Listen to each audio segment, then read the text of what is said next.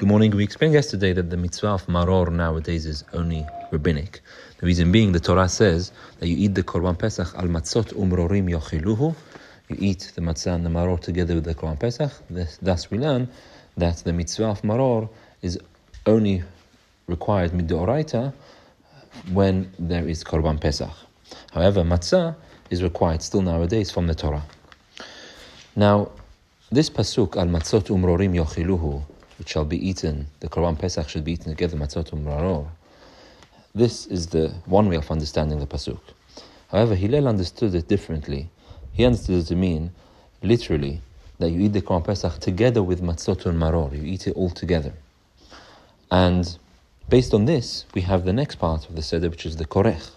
The korech is a sandwich where we take the matzah and the maror together, and we eat it all together to remember the Hillel's opinion, which it was eaten, the korban pesach, together with the matzah and maror.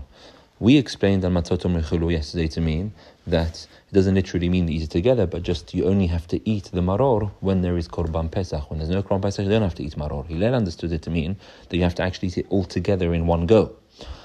And therefore, we have at the next stage of the seder, where we have the korech, where we eat it all together as a sandwich to fulfill Hillel's opinion. And of course, this is only rabbinic, because we don't have the korban pesach nowadays. But to remember Hillel's opinion, we eat them all together. Now, you may ask, if this is the case, then why don't we just skip matzah, skip maror, and just have the korech, eat it all together, and like this, you fulfill the matzah, you fulfill the maror, and you fulfill Hillel's opinion that you're eating it all together.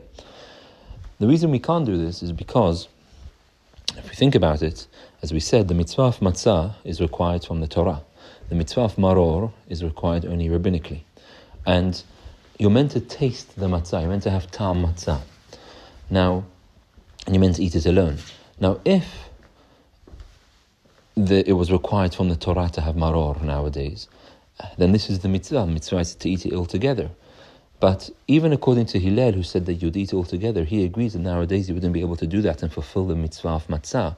The reason being is since the maror is not required from the Torah nowadays, therefore by eating the matzah and the maror together, you're going to be taking away from the taste of the matzah, and the matzah is required from the Torah.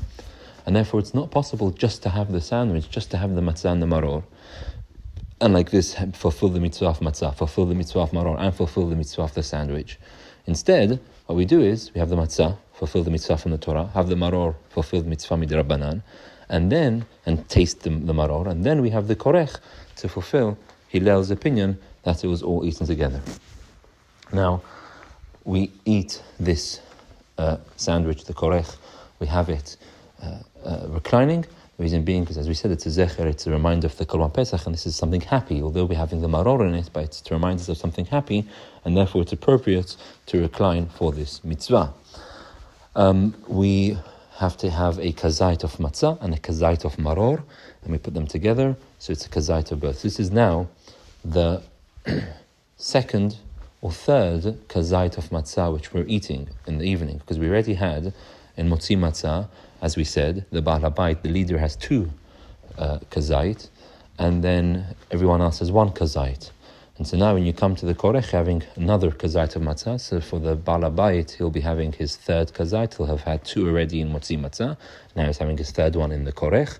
For everyone else, he'll have had one in the motzi matzah and another one in the korech, the second one now. Finally, when we make the sandwich, we dip the maror in the haroset again. And here the Shulchan Aruch doesn't say, yesterday we learned that you have to shake off the maror from the haroset. Although you're meant to submerge it in, you're meant to shake it off to keep the taste of the maror. But here, since we've already done the mitzvah of maror, and this is just a zecher for Hillel's opinion, this is why one is allowed to dip it in and doesn't have to shake it off, and can now taste the haroset properly and enjoy the haroset and have the whole korech together.